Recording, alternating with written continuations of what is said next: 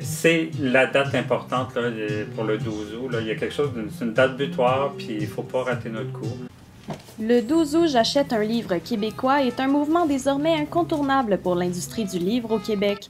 Cette initiative, lancée par une autrice et un auteur québécois en 2014, prend un peu plus d'ampleur chaque année.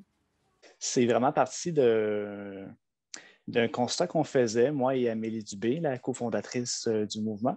On entendait souvent, c'était en 2014, là, on entendait des constats un peu tristes là, du milieu du livre, comment c'était difficile, comment est-ce que le livre québécois n'était pas mis en valeur, que les auteurs étaient méconnus du grand public. Sur un coup de tête, vraiment, on était rendu en fin juillet, puis on a dit, hey, si on invitait tout simplement les gens à aller se procurer un livre québécois.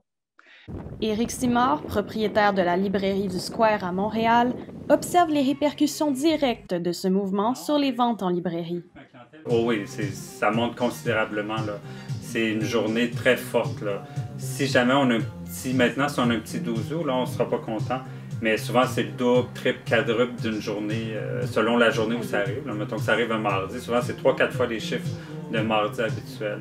Parce que non seulement ça ne baisse pas, ça monte quasiment d'année en année. Donc là, c'est un rendez-vous attendu par le milieu du livre, mais par les lecteurs, lectrices aussi. Donc là, c'est un incontournable. Selon une étude menée par la Société de gestion de titres de langue française, les ventes de fiction québécoises ont été multipliées par 7 le 12 août 2020. Puis à partir de 2014, tu vois là, l'effet du 12 août, là, les ventes de romans se multiplient par 5, 6, 7, 8, 9, 10 même, le roman québécois. Le mouvement du 12 août a non seulement bouleversé le nombre de livres vendus, mais aussi le genre de ceux-ci.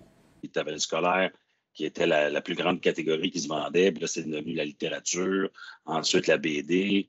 Il y a des choses qui ont changé là, cette journée-là. On a vu un mouvement vers le commerce de proximité aussi. On dirait que ça a ramené les gens en librairie. Puis ce qui est le fun, le 12 août, les gens sont hyper ouverts aux conseils. Là. Des fois, ils ont des idées préconçues, mais s'il y a une journée dans l'année où ils ont un peu d'idées, mais qui font confiance à leur libraire, c'est le 12 août. Ça, c'est le fun aussi. Là. Un mouvement auquel même les éditeurs et éditrices de livres doivent désormais accorder de l'attention.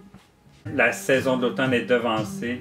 Il y a beaucoup d'éditeurs qui sortent leurs livres pour le 12 août parce qu'ils savent là, qu'il y a une occasion à prendre puis ils l'ont saisi. Et même ça devient embêtant parce que vu que c'est tellement fort, on a tendance à se tromper dans la quantité qu'on prend quand ça sort pour le 12 août. À la librairie du Square, Éric Simard commence déjà à préparer sa journée du 12 août et réfléchit à ses coups de cœur qu'il recommandera aux clients. Je commencerai avec Vincent Brault, Le fantôme de Suzuku chez Eliotrop. Et l'autre, il vient de sortir et ça aussi, c'est une autre belle découverte. C'est Les montagnes noires d'Astrid Abrahamian, d'origine arménienne. Donc, elle est née en Arménie, mais elle émigrait avec ses parents, elle était toute jeune ici. Le mouvement du 12 août a déjà fait des petits.